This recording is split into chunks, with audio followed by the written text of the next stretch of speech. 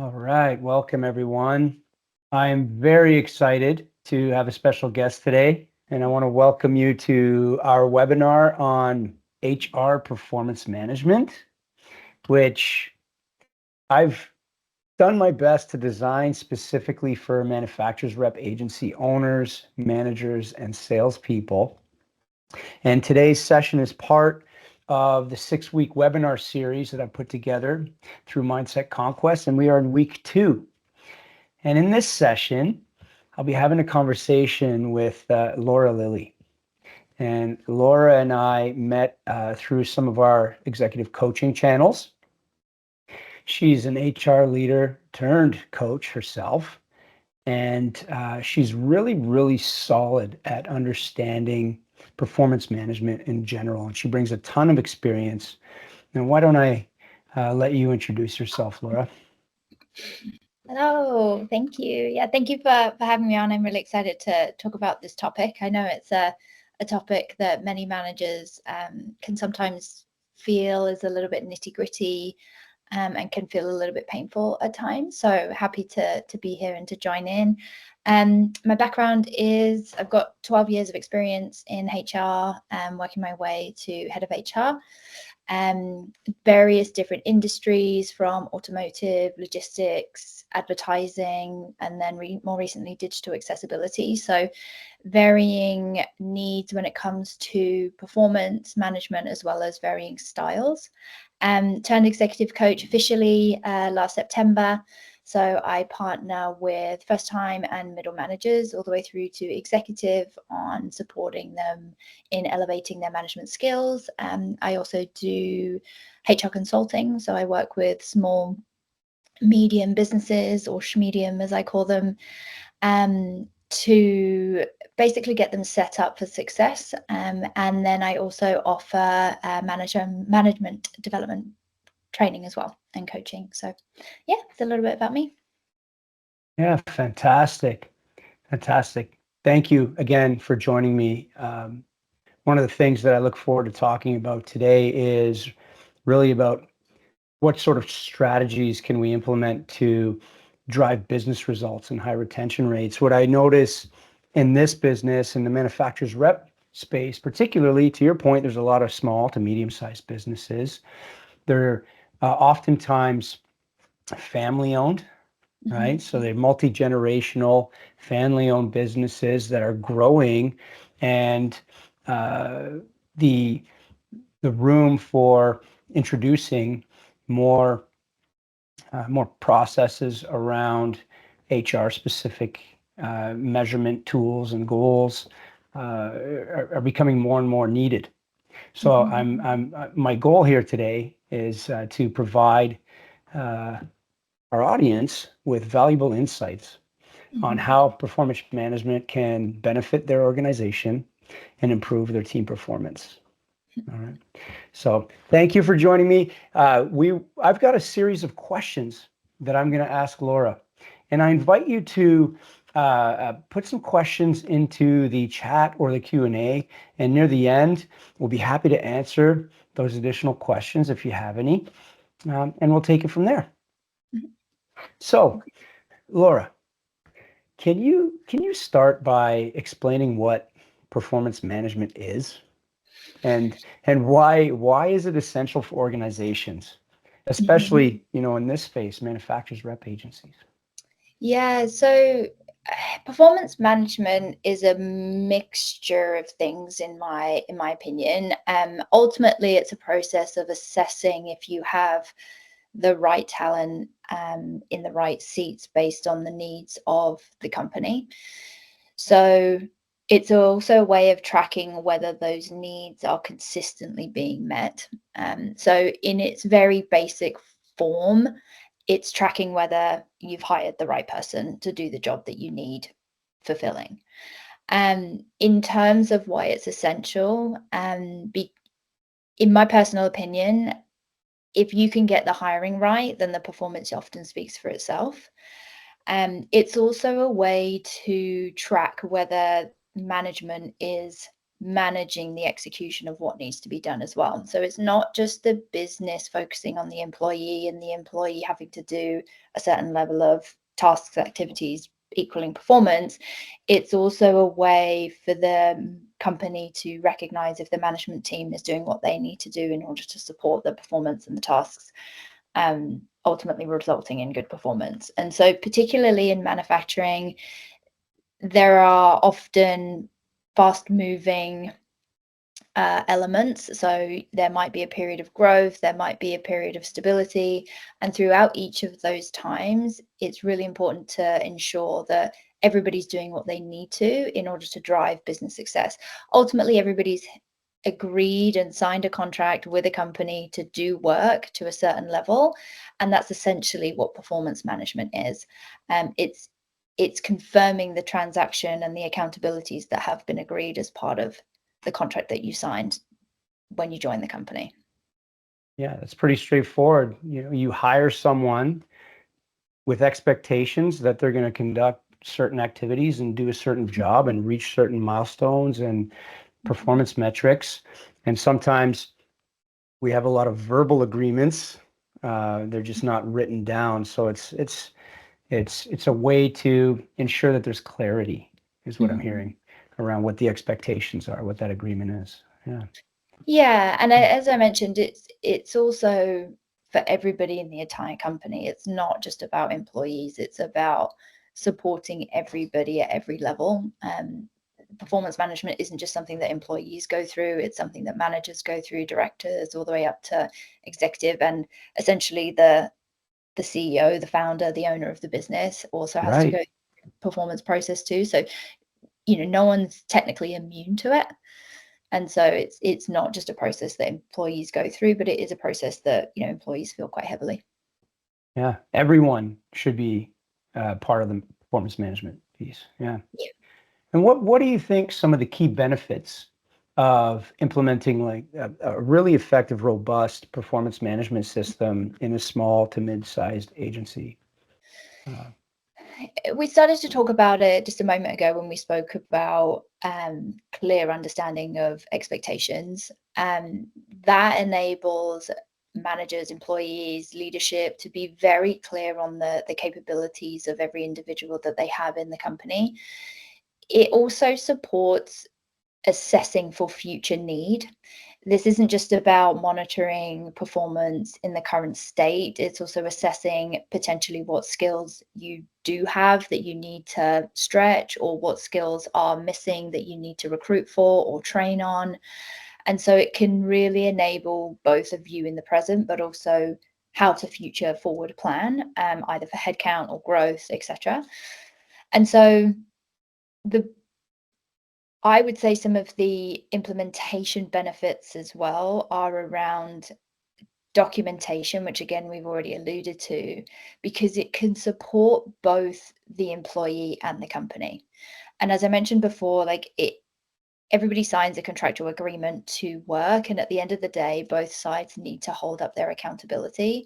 And so a key benefit is a way to measure whether both parties are doing what they said they were going to do. And that also is yes, about performance of the individual in the role, but also the performance of the company in supporting that individual. So when you have a performance conversation, is the company doing what it said it was going to do in supporting and elevating and growing these individuals, either through education or on the job learning, etc.? Like, are both parties doing what they said they were going to do? And performance management is a benefit of that. right. Right. So it shouldn't only go downstream, it should go upstream as well, right? Getting a look at how the company is performing to the individual employees from their Mhm. perspective. Yeah. Yeah.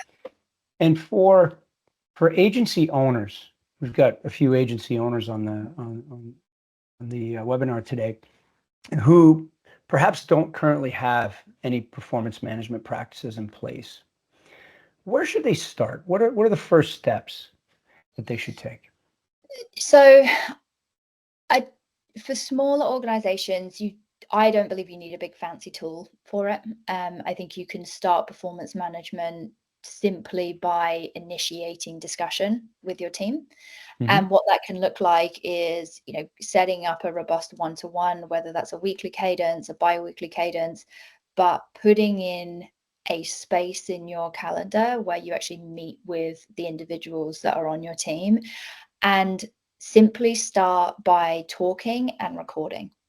I don't mean record as in record the conversation live. I mean taking notes from the conversation so that you start to build documentation and track performance. Hmm. And it allows you to be really honest about it, because what I find within performance conversations is that you don't ever want to be in a space of hearsay. You want to be able to demonstrate when performance was either low or to celebrate when performance was really high. And what often happens is if you don't have documentation, you can't really be specific on the situation, the issue, the event that happened in order to discuss it and bring it to the surface. And so my key thing for anybody starting who maybe doesn't have performance management in place or has never really considered the formal process of it is to start by talking and recording and creating a very simple template or a very simple way of tracking the conversations that you're having. This could be as simple as a Google Doc or a OneNote, depending on what system you have, or an email follow-up after every one-to-one that you have with, what's working, what's not working, what are the roadblocks, and maybe some feedback. I truly don't think you need a fancy tool to do it. Fancy tools are great, and there's some brilliant tools out there. But for agency owners or managers who are just starting the concept of performance management, is just start talking and recording regularly. Yeah. Yeah, that sounds quite simple. I mean, you could easily put together a weekly one-on-one format where you've got three items that you cover, right? Where are you tracking against your performance, whether that's revenue or performance-based objectives that you may have depending on your role. What are your priorities over the next couple of weeks, or the next week, and how can I support you in that? And then finally, uh, uh, what are your personal growth objectives, and how can I support you in that as well as a manager? And having those recorded, and maybe having the employee put them in bullet point and send them to you in an email on after the meeting could be quite an effective way to start that process. Yeah, Mhm. Yeah, yeah. excellent. And I don't and that's what I mean, where it doesn't have to start by a huge system or tool in place. Hmm. It's simply initiating discussion around it can have a huge impact if you haven't had performance management practices in place at all. Yeah, yeah. So it doesn't have to be formal, right? Mhm. But if there was an organization that was interested in implementing more of a formal approach, what tools, Mhm. other than what we just discussed, and techniques do you recommend for Mhm. tracking and measuring employee performance for these organizations? So there are a number of tools out there. Some of the ones that I've had experience with, there's a tool called 15.5. There's a good tool called Lattice as well. But essentially, they're structures that allow you to note take, and Hmm. so they have other capabilities as well. You can put objectives and key results into the system, and it can help track people's performance to them.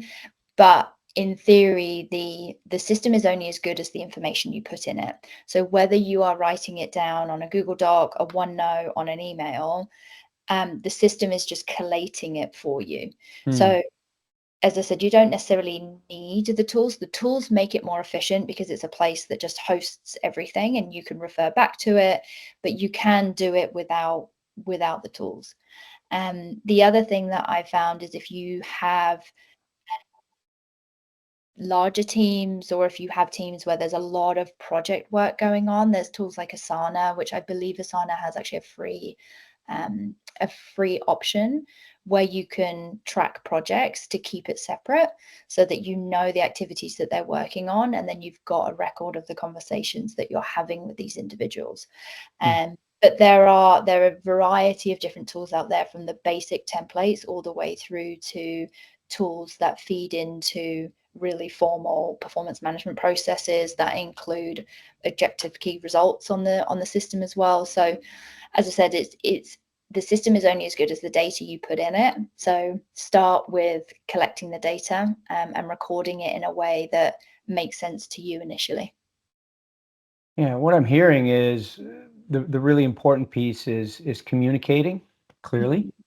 right? Communicating what the objectives are so that you can measure that and track it through note taking, whether that's on uh, any platform where you can use a system, but really it's about just making sure that you're documenting the Mhm. conversations around performance. Where are you? How are you doing? How are we going to get you to where you need to be? Right. Mhm. Mhm.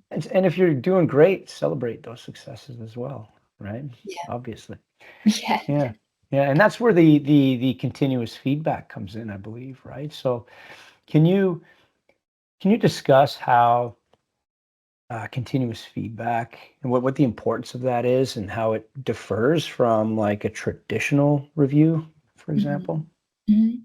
Yeah, continuous feedback is essentially what it says on the tin. It's really about those high touch points that you have, usually within fast-paced organizations. But we are in different times now, and so a traditional like annual performance program isn't really satisfying the need of people wanting to get that kind of quicker affirmation, the quicker they can be told something, whether it's good or whether they need to improve, the faster the outcome. So more consistent feedback has a faster return for businesses because you're able to pivot quicker, people are reacting sooner. So it's not that somebody's waiting an entire year to get feedback on something that happened months ago. The other good thing about continuous feedback is that you can give it in real time, so it's relevant to where the person's at right now. I'm sure we've all been in these positions where we might be having a review after 6 months or a year, and it's December, and we're talking about something that happened over like 11 months ago. And it's now become irrelevant. It's now become irrelevant to the time that you're at. And so it's also hard to recall what happened 11 months ago, unless you are meticulously recording it.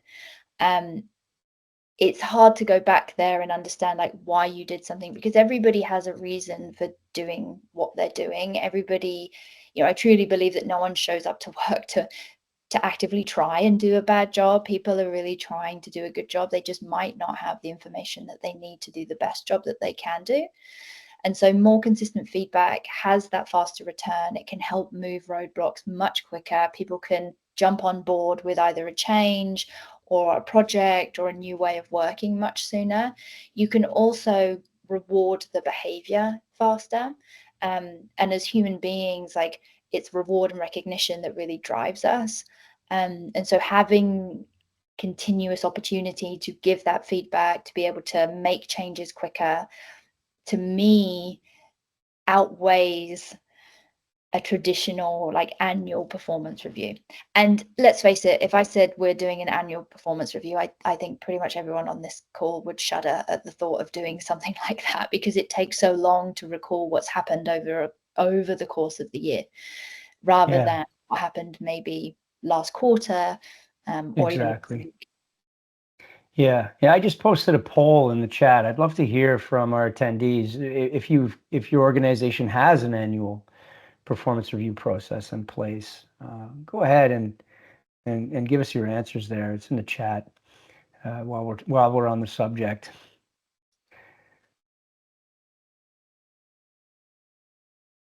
I know I've got one. There's so it seems to be that the overwhelming majority at this point is yes, we do have annual performance reviews in place. Yeah, Mhm. yeah. Yeah, and it's good. I think there's what I would call a formal annual performance review process, but it doesn't mean that you can't supplement that throughout the year. Hmm. Um, the formal review process is usually set by the company, Yeah. but the manager and somebody who's leading a team, you can also choose how you want to then communicate with your people in between. Like, effectively, how are you going to remember an individual's performance over the course of 12 months Yeah. and maybe do that for up to, I don't know, 3, 4, 5, 10 people? Sometimes even more. I've seen teams of people that are like 15 plus, and you know, that's a lot to remember and it's a lot to track. And so it's Absolutely. okay for you to, talk and record in between that time. Yeah. It's the annual performance is set by the business, but as a manager and a leader of people, you have to do all that you can in between that time. So you're lessening the time that you spend in putting all of these reports together, as well as motivating your team through more recent feedback Yeah. rather than only focusing on like the entire year. Are they getting feedback throughout the year so you can keep them in a space where they feel like they're moving forward, they are getting feedback on their investment, you are aligning them to company goals throughout the year, not just once a year. Yeah. Yeah. That makes a lot of sense. And a couple of our attendees, Rob and Ashley, indicate, Rob and his team do it quarterly, and Ashley does it at least twice a year. So Mhm. I believe the more frequent check-ins on performance, the better. And that's where the formal review process is very important. I agree, you should have one in place. But what I'm hearing, Laura, from your expertise is have a check-in as frequently as you possibly can. Yeah. Capture that information so that when you are going to, do the formal process, it's easier to put together, right? And you're Yeah. not forgetting anything, right? Yeah, and I've seen quarterly work very successfully. The thing that I would say with quarterly is it can be heavy loaded sometimes. I've seen quarterly work really well. I think somebody's written this in the comments as well. Mm-hmm. Yeah, Dana, quarterly works really well for sales cycles, because Mm-hmm. they often work on quarterly outcomes, which then you've got 3 months to review performance, and you can actually gain consistency within 3 months, or you can set behavioral changes within 3 months. And that's been something that I've known to work really well. It also depends on the expectations of the review. So Yeah. is it reasonably simple but robust, or is it quite laborious and you have to Mhm. put a lot of effort in? But ultimately, you don't want the individual coming to a performance review and necessarily being shocked by any feedback that you're giving. And I think a lot of people will resonate with this. Like, as an employee, it's pretty shocking when you hear something that you wish you had heard 3 months ago that you could have changed then, but they didn't tell you at the time. And so when you walk into a performance review, you want it to be not free from any feedback or any like possible challenging conversation that you need to have, but the employee needs to feel prepared, the manager needs to feel prepared, and that you come together and have a very well informed conversation rather than either someone feeling like the rug's been pulled out from under them or something's been going on that they truly wish they would have known sooner. Yeah. Yeah. Beautiful. I think that makes a lot of sense. And Mhm. I've had experiences as a hiring manager where, it's come annual review time and you share feedback and the employee's like shocked, right? Mhm. So that was a learning experience for me as a leader. I obviously wasn't communicating the messages along the way well enough, and having more frequent check-ins probably would have enlightened the situation a little bit better. Yeah. Yeah. The other thing on that is it's not it works the other way as well. Like, so if a manager walks into a performance review, whether it's quarterly or annually, and the employee has been holding something back from the manager for a while, and the manager gets feedback, because it's a two-way street, right? Like, it should be, in my opinion, in most cases it is, but put the shoe on the other foot, as the saying goes, to say, like, what if the employee came to the session with something for the manager that they absolutely could have changed 3 months ago that would have had an impact on their performance, and maybe they hit that goal, maybe they hit their target in that quarter if the manager had known something was worth changing in the beginning. It could have been that they wanted more guidance. It could have been that they felt overwhelmed and confused, and the manager could have easily given some clarity. And so I often feel like we hesitate as managers to ask for feedback, and then the employee therefore hesitates to give that feedback. And so introducing that continuous feedback cycle and that loop, you're really starting to encourage the employee to give you feedback as a manager, and you have to take that on board, and you have to adapt to multiple different ways of working on your team. The Mm-hmm. outcome's the same. You want to hit goals, you want to hit target, whether it's sales, whether it's project management, whether it's manufacturing, production, you're all aiming to hit a target. And as a manager, you are managing performance through people, right? Like you don't have access to do the doing, so you're now one step removed from the action.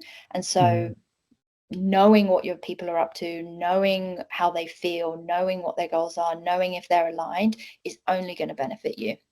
Exactly, exactly. And one of the best ways to do that is to have a structured, consistent one-on-one check-in with your team members, whether that's preferably weekly, in my opinion. But I just posted a question for the group. How often are you holding structured one-on-ones with your team members? Are you doing it weekly, monthly, or are you an on-the-fly person? And that's okay, right? But we're just curious about this stuff. Go ahead and share your votes. I personally was a weekly guy always, Mhm. and my clients, they know about that. Always talking about this. So yeah. Yeah, and again, this can be very, very dependent on the team. I encouraged weekly. However, I did also instill trust and support in the management team to be able to set meetings up as in order to get the best outcome for their team. So for example, sales might be weekly because they've got targets. They're very much tracked to target. There's a lot of ways in which to track management, sales performance, and they've got numbers to hit. It's very factual. Are you hitting or are you not? But when it comes to other departments like engineering tend to work on sprint cycles, which are usually 2 weeks. And so they need that time in between those 2 weeks to actually do the doing and to actually do the work in order to have something to talk about. And so I think it's really about being flexible, dependent on the team that you're in. I would always encourage weekly just to check in with somebody. However, I've seen bi-weekly work really well. I've seen monthly work really well. And I think that's where a lot of companies don't necessarily flex enough, Mm. because everybody wants the same thing. And if you are in a position where it's mandated that you do it weekly, it's a case of setting it up so it's beneficial, right? Like people are spending their time, and that could be half an hour, it could be an hour, depending on what you need. But there is an element of flexibility in that. But the whole Right. concept is that you are aware of what your people are doing and able to confidently say whether they're hitting, not hitting, where their pain points are, where your pain points are, etc. So when we think about performance management, right, and you approach it with more intent and with a process in place, how does from your perspective, how does performance management influence the overall culture of the company, and how can it help in building a high performance culture? Mhm. Yeah, most people today, and this could be a generational thing, I'm not a generational expert, but most people today want affirmation that they're doing something right. They want to Mm. be able to change quickly if they need to. They want to know that they're on the right track. Having a performance process in place is enabling an opportunity for you as a manager to be honest and fair with your employees. And if we think about like the two words there, or the two values there, being honest and fair, like 98% of the time companies want those behaviors. You want both your managers to be honest and fair, you want your employees to be honest and fair. And so if you can solve a problem sooner than later, it's going to have an impact on performance. And therefore, if the company's performing well and employees feel valued enough that their manager is spending time with them and keeping them on track, keeping them aligned to the company outcomes, you're going to have a happier team. And it is kind to be honest, but it has to be appropriately honest, right? Like, I'm not Right. talking about radical candor in a way that's actually detrimental to culture. Radical candor is when you're honest but fair and you're honest and kind. Radical candor can be completely misused, in my opinion, and I've seen it be misused. But if you aren't giving feedback, change will be very slow. And not only will you as a manager feel that pain, the company will feel that pain, the individuals will feel that pain. And then you start to go into, well, if nothing's changing, are they really engaged? And then you start to have like poor performance behaviors. They're not taking it seriously. They don't necessarily Mhm. know why they're doing what they're doing. So having a performance management cycle, or having varying degrees of performance management in place, will only increase the overall, I would say, happiness or engagement of the team, because they're clear on what they're doing, they're getting feedback and insight, they feel connected to their manager, they feel connected to the company and what they're doing, they see how what they're doing is influencing business outcomes. And you're hitting on a bunch of like psychological safety um, opportunities there. Yeah. Yeah. People want to feel like they're doing the right thing, and they need to hear it. So communication is key, and performance management is essentially communicating effectively, is what it is. Yeah. And you touched on, you know, you want to make sure that we're letting people know when they're underperforming. So how should managers handle situations where, an employee is consistently underperforming? Mm-hmm. Yeah, this is the tricky bit, and this is why I focused a lot so far on talking and recording and Hmm. documenting, Right. because it is the best way, and essentially the only way, in my opinion, that you can address underperformance.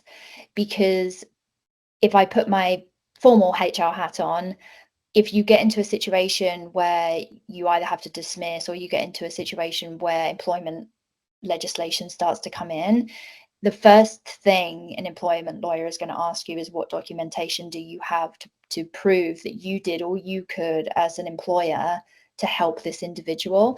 And that Hmm. sounds really formal and it sounds really scary. um, if you're ever in that position, then the first thing I would always say is just let your HR team know that you have concerns about an employee. I'm 99.9% sure they will come back to you and say, how long have you been monitoring this? Because they have to be aware before they advise you. And so Hmm. they will have a bunch of questions for you. So if you can get yourself in a position where you can answer that question and say, okay, I noticed it in, I don't know, February of this year, we had a conversation here and I gave them some advice and guidance and direction. Here's the evidence. This was their response. We've tracked it over the course of a month. I saw a little bit of improvement. So we reiterated the goals, targets, etc. They agreed to them. Here's the evidence. And then we've seen a sudden change in behavior. We had a conversation. And so you can tell the story. And that's the best setup that you can give yourself as a manager in any kind of underperformance process. Now that's quite it sounds tougher than it is, but you can start very informally. You can start very informally by just note taking, taking a few bullet points. And once you start to see the pattern, then you can start ramping up the process that you're going through. But the worst thing you can do is bring up hearsay. It really has to be facts and be specific. And I'm talking like, it was this meeting on this day and you said this. The impact of that was this, because you don't want the information to what I would call is like pit yourself against the person. You want Mm-hmm. to be able to say, like, this is factually correct, this is what happened. And sometimes that can be a little bit tricky because, for example, in sales, there's a lot of tracking on performance. You have time to close cycles, you have like monetary data that you're collecting all the time. Sometimes in other areas it's a little bit tricky because it is more behavioral, in terms of maybe the employee wasn't great in a meeting and you have to like push behaviors. It's not appropriate to kick off in a meeting in the way that they did, for example. And so you want to make sure that you're tracking, and you can also use various feedback models throughout. There's a number that I can think of off the top of my head, but if underperformance has been consistent, then that's what you need to prove. And that's where talking and tracking comes in. And if you want to ramp up your one-to-ones and build the robust process around that, then you can absolutely do that. But you want to focus on the patterns that you are seeing. And we're all humans. I guarantee that everybody on this call has a full calendar every week. And so give yourself a break and do yourself a favor just by recording conversations, top points of conversation, so that you can refer back to it as easy as possible. Yeah, yeah, it gets me thinking about, what approach all of us are taking to record and take notes. I, for one, I use a super note, right, which is Mhm. a digital note taker, and I put a date on there. Mhm. I have colleagues who are big on OneNote, and such. But I guess the point is, um, as long as you're taking the notes, it doesn't really matter, right? Yeah, as long as you're able to produce the story, to produce the evidence, to produce Yeah. when you've had a conversation, um, and why you had to have the conversation, the outcome of the conversation. And again, that could be a OneNote tracking tool, that could be on a nice embedded performance tracking tool that you have as part of the business. It always seems more work than it is, but you can also get, and this is something that I always push as well, is the employee is partly responsible for their own performance Mm, as well, right? yeah. So Yeah. this isn't just you recording information on them. You can do that, but put the onus back on them to bring as much information to you as possible. And so setting up your one-to-ones and giving the employee the ownership of turning up to the meeting with what you need them to talk about can really help the behavior shift of, like, the employee's not just turning up expecting the manager to lead the session. Like, the employee is responsible for turning up and telling you and giving you all of this information. So Hmm. having a structure of the most simple structure that I've always used and I've always stood by it is, you spend 2 minutes, like, the highs, how are you doing. um it can either open up something that is going to impact their performance, or it can just keep it as standard, but keep it to like 2 minutes. You don't need to spend too much time there, because they are there for a purpose as well.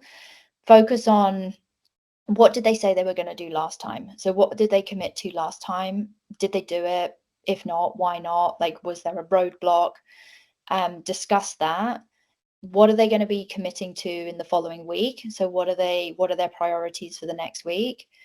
And then always focus on giving at least two pieces of feedback, and ask for two pieces of feedback. Because as managers, you should be accepting that feedback. And it could be that they needed some support this week, but you weren't available, and that's fine. So you talk about what support that is, is it something, again, and in your manager mind, is this something that they've continued to ask for and they don't seem to be picking up? And then it's like, do they need training? Is there someone else that can support? But you want to run through this process in every one-to-one, but ask them to own it. It's up to them to tell you what they've been up to. It's up to them to give you their priorities for the coming week so that you can either course correct, give more information if something's changed, reward them verbally and say like, "Yep, that's great. You're really on track."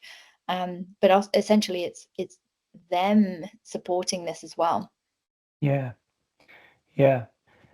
Have your team members show up prepared, take notes as well. I posted a question in the chat. I'm just curious, what approach you might be taking to record and take notes during your meetings with team members. Are you using OneNote? Are you writing it down, classic pen and paper? Are you taking digital notes in Word or something? Go ahead and answer.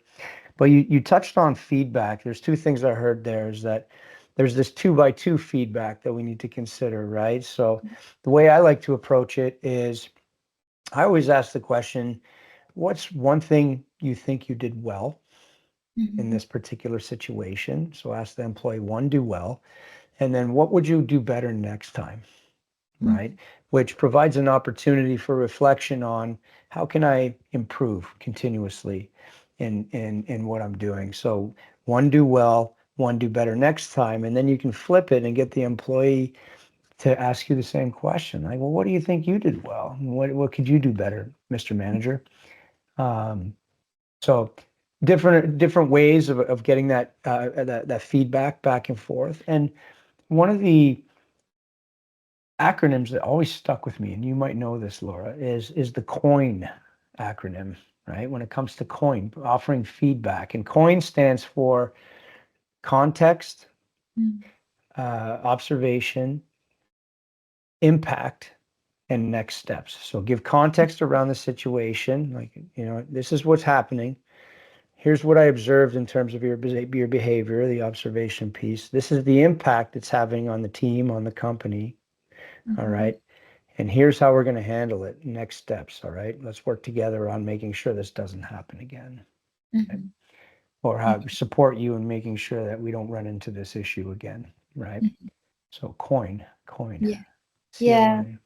There's a lot of there's some great frameworks out there. There really are. Mm-hmm. A favorite of mine is the SBI model, which is the situation, behavior, impact. Very similar, that you're saying what the situation was, you're saying the behavior that occurred, and then you're saying the impact of that. Mm-hmm. I add um, an N on the end of that to like next steps. What are we committing Mm. to improve? But essentially, it's what happened, what was the impact, what do we want to see, and what are we going to commit to. Yeah. um, and feedback is can feedback's a tricky one because it feels more personal than it Mm. is, and I think this is where keeping a record of facts can really help because it becomes less personal and more factual. We are human beings, and a lot of humans do struggle with what we feel is criticism rather than it's feedback, and it's something that is somebody's observation. So I tend to use and advise managers when they're talking about feedback is to talk about it as an observation. Talk about it as, this is what I've noticed, this is what I've um, been made aware to, or this is the pattern that I'm observing, because it becomes less confrontational. Yeah. The other thing is to ask really good coaching questions, particularly when an employee may be showing signs of um, distress might be a bit extreme, but uncomfortability when it comes to giving feedback, is to call out what you're seeing. Mm. If all of a sudden you feel that their body language has like, shoulders are by their ears, or they're starting to like really look around, or you notice that they've gone red in the face, like what are you observing about their reaction to feedback, and ask about it and call it out and say, I've noticed that you become a little bit tense. What's here for you? because then they might say, well, actually, I think your feedback is unfair because of this, this, this, and this. And all the while you are gathering information. So if they say, well, I think the feedback is unfair is because, well, I only got told about this on Monday. It's now Wednesday and I've had all of these jobs to do, which are also important because I'm taking on work for a colleague right now who's on vacation. And so actually the information that you're getting is, was the target that you set on Monday fair and reasonable for them to achieve on Wednesday? Or did you give them permission as a manager to say, pause that, this is now your new priority? Right. And so whilst everything that you're reading and feeling in the room, it's okay for you to ask questions, because the more the employee talks, the more information you're getting. And it's sometimes quite difficult because if they're on the defense, then sometimes the manager can get on defense, and then you end up in this frictional place. Whereas if this is really logical feedback to you, but they've become emotional about it, you're never going to out logic emotion. So you have to meet them where they're at. So if they're becoming emotional, ask them about it, because they will tell you. Employees will try and tell you. It might be coming from a place of defense, but at least you are gathering as much information about the situation as possible. So if there is a bit of friction, I'm always like, that's good, because they are now about to tell you so much more information than you had before. And it could be maybe their attitude isn't right. It could be that, but that is information that you now know. It could be that they really tried something and they didn't ask for help. So now you have to jump in and say, right, when you nod, I'm going to double check that you actually know what you need to do. And so it's always information gathering. Yeah. Yeah. That makes a lot of sense. And it's that whole, make sure you also let them feel seen and heard at the same time, right? Not just military approach. So, Yeah. right. Yeah. We've got about 5 minutes left here, and I wanted to ask a couple more questions before I open the floor.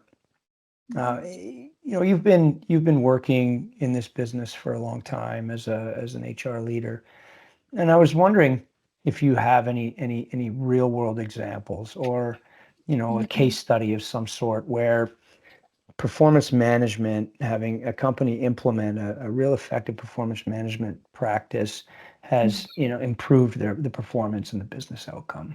What can you share on that? Yeah, so it's happened pretty much everywhere that I've worked, and the reason being is because although there's always hesitation around a performance management process, it really depends on how you've launched it, in my opinion.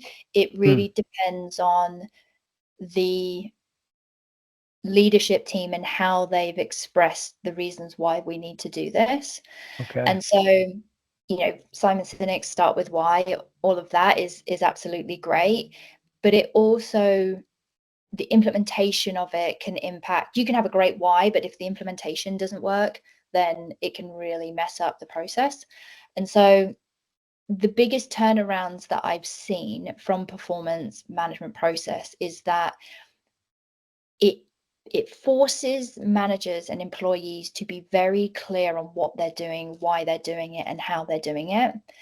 And I've seen underperformers in sales in particular go through an absolute transformation because they have had consistent feedback, consistent alignment, consistent course correction when it's appropriate.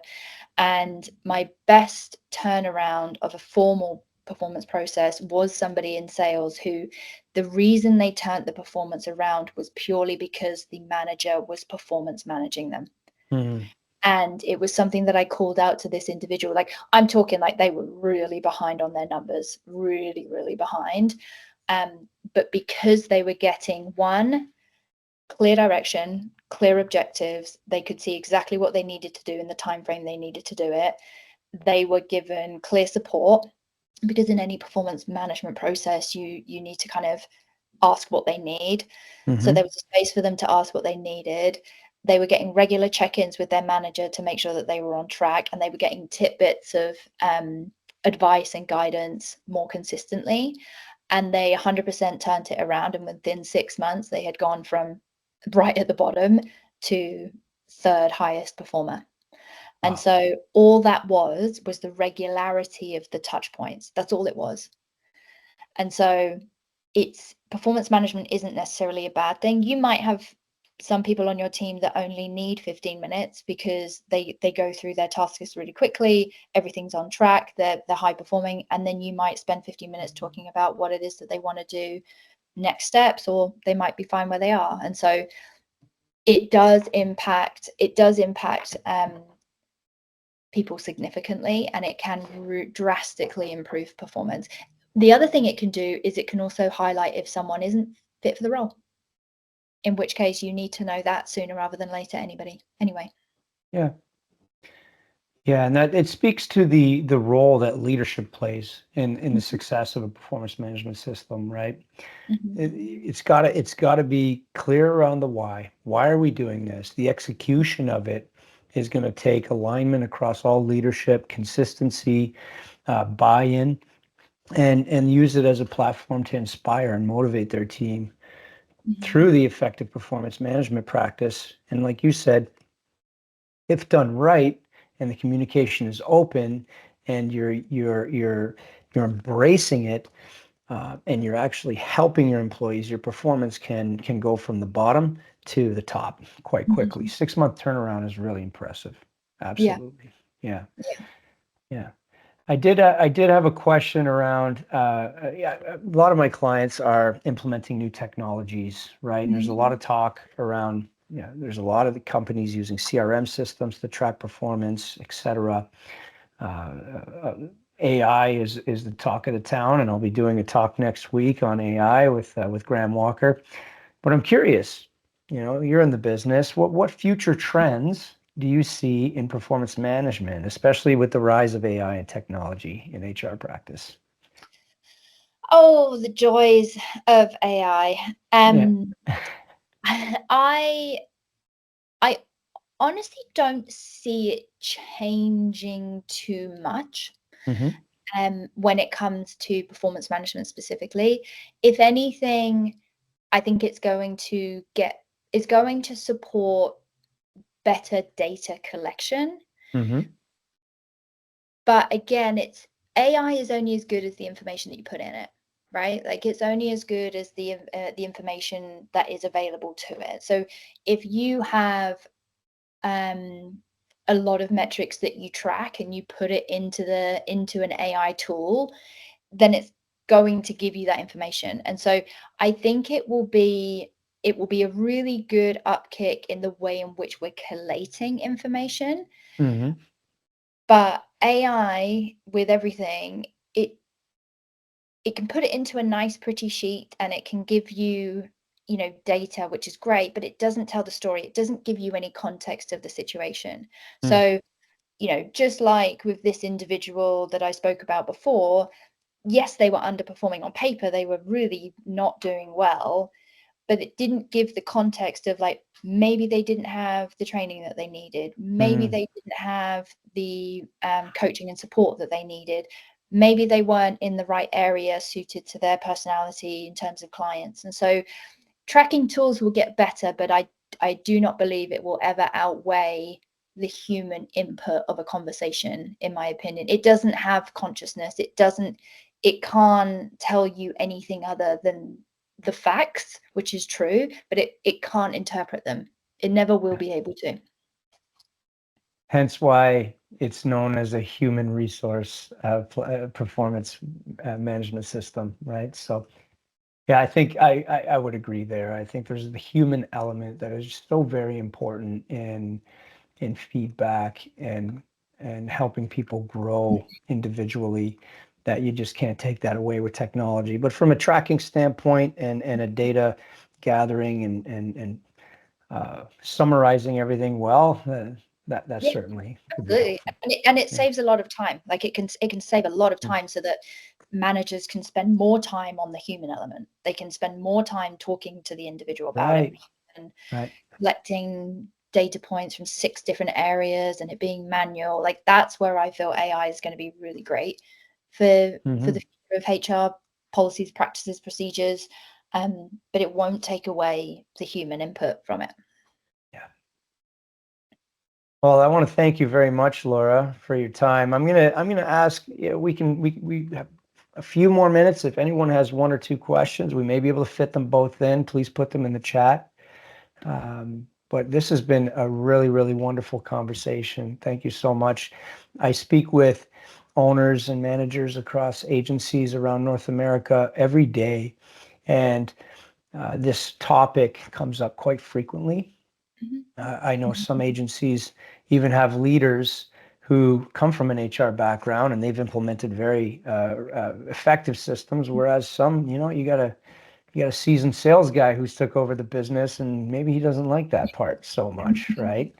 But at the end of the day, performance management can, when done correctly, and there's alignment across the board and you're documenting everything, improve performance and make the culture happier. That was one of the takeaways. Have a happier culture, a joyful culture. So Yeah. Yeah. And it's always a touchy subject because it's been an archaic process for many, many years, and it was based on a process that is it still needs to happen, but the way in which it happens can drastically change. Like, no one's holding us to an annual performance review. I think years and years ago, it was just the way things were done. Whereas now, like I said, like engineering might not want a weekly because it doesn't make sense to them if they're working on a bi-weekly schedule or bi-weekly sprint. Sales might need weekly plus some tidbits in between because they're dealing with clients in real time, and so getting feedback on, did that call go well? No. Okay, here's what you can do next because your next call is in 2 hours, so you can fix that within 2 hours. Yeah. And so we talk about Flexible. agility a lot, but like being agile and allowing a manager to make that decision, I think is great. And I've seen it work really well in companies where managers can justifiably state how they want the cycle to go, but the company wide might be annual, but it doesn't mean managers don't do anything in between. Excellent. Excellent. Well, thank you very much. I appreciate your time. Thank you everyone for joining today. We have another webinar next Thursday at 12 p.m. Eastern Time. I'll be joined by Graham Walker. He's an AI specialist, and we're going to talk conversationally around how can you implement AI into your agency and leverage it to help improve business performance and operations, etc. So thank you again, Laura. Everyone have a great afternoon. All right. Take care. Thank you. Take care.